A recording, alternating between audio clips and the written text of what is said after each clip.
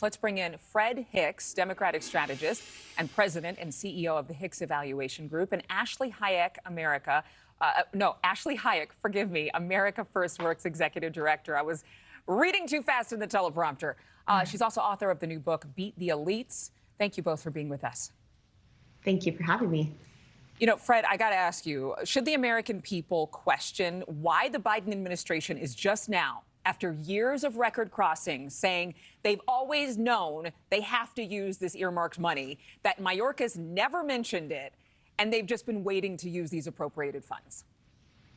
Well, I think the American public should look at this in terms of the administration being responsive not only to members of Congress and to Democratic mayors, but in reality to a crisis that's taking place at the border. While this has been an issue, and it's been an issue that predated President Biden, the reality is that in the last month or so, you had over 200,000, nearly 300,000 people trying to cross the border illegally. And so I think the administration had to act, had to respond, and we're dealing with the situation, and governing is not easy. But this has been a problem for years, and we've seen over 2 million people crossing every single year.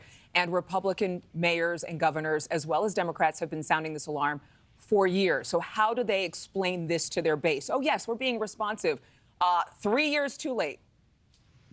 So you're going to have special interest groups that are going to complain about it. But I don't think in terms of the base, actual day-to-day Democratic voters, that this is going to be an issue, because people across the country, including those in border states, realize that this is an issue. Listen, I was in Chicago earlier this year, and it was a major issue then. I'm going to be in New York in a couple of weeks and talking to people there. It's a major issue there. So this is really, I think, a matter of an administration begrudgingly being responsive to a crisis that's taking place and demands for action. Begrudgingly. I like that you use that word. I'm going to remind you that you authored that word.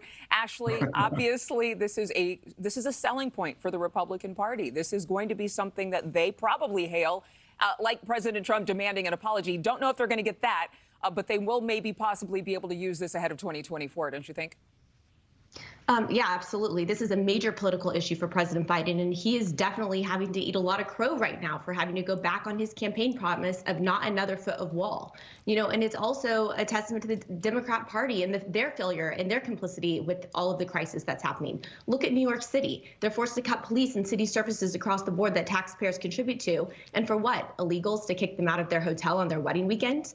You know, look at what's happening with the schools. You know, they're having to move New York City students who are legally here into other classrooms to make room for illegals. That happened too. Not to mention the criminals that have been let loose in communities, the fentanyl pouring across our borders, killing young people faster than ever. Black Americans, Hispanic Americans, suburban moms, they're furious with the Democrat Party. And Joe Biden has really done nothing up until now. And let's remember, just a month ago, they were selling off part of the border wall. Okay, they were selling it off at a loss to taxpayers, and now they're going to use it for the next 2 months to finish out what the appropriations bill was that would run out in 2023. This is crazy. You're saying so many things that I want to respond to. First, I know you're mentioning that kicking people out of their hotel rooms for their wedding. That happened in one instance I'm aware of, upstate New York. I don't know how prevalent that is. But you do mention the term illegals, which a lot of people think is inflammatory. A lot of people think that the Republican Party is used to be xenophobic. Do you think that the messaging from the Republican Party, though they make such valid points that have gone unheard by this administration, needs to change the way that they address this so that it does sound more compassionate for people who might be fleeing from political persecution, from economic unrest, and have a valid reason for being in this country? They are illegal. They are not here legally. I think right now we have a political move by Mayorkas who's trying to keep his job because he's violating the Constitution, is looking at getting impeached. You have a president who has 66% of Americans who say he needs to be removed from office and voted out because he's not doing his job. You had a man who raped and strangled a woman who was let out of jail in New York who is illegal. You're seeing the crime that's happening in our streets. You're seeing the fentanyl coming across the border. You know, tell that to an angel mom that we need to be more compassionate. I have a very close friend who's the teacher in Fairfax County schools, and the 14-year-old kids that are here illegally are the biggest drug dealers on those campuses. That's a huge problem.